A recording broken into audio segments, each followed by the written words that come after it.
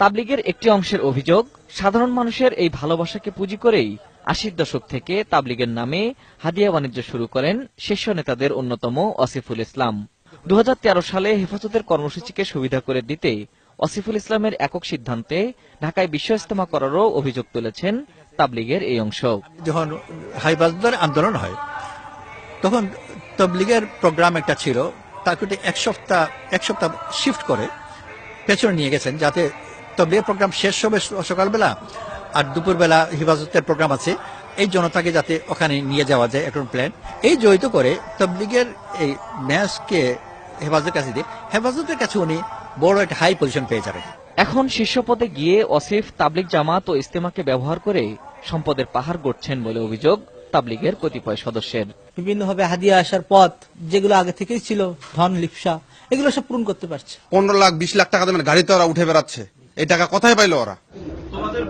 অসিফুল ইসলামের দুর্নীতির বিষয়ে কাকরাইল মসজিদে সাধারণ তাবলিগ সদস্যদের সচেতন করতে গিয়ে বারবার নির্যাতনের শিকার হয়েছেন প্রফেসর মুশফিকের অনুসারীরা।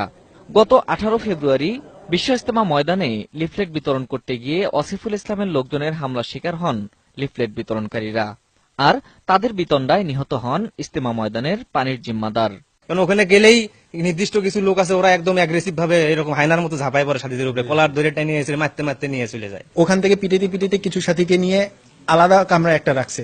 বিষয়টি নিয়ে কাকরাইল মসজিদে অসিফুল ইসলামের সাথে কথা বলতে গেলে তিনি ক্যামেরায় কথা বলেননি। তবে তার বিরুদ্ধে সব অভিযোগ ভিত্তিহীন দাবি করে তিনি জানান, প্রফেসর মুশফিকি রাজনৈতিক উদ্দেশ্যে তার বিরুদ্ধে কুৎসা রটাচ্ছেন। প্রফেসর মুশফিকের অনুসারীরা কোনো মসজিদে তাবলিগ জামাতে অংশ নিতে গেলে অসিফুল ইসলামের লোকজন হামলা করে মসজিদ থেকে বের করে দিচ্ছেন, অভিযোগ কতিপয় তাবলিগ সদস্যের। Ferdous Rahman, ATN news, Dhaka.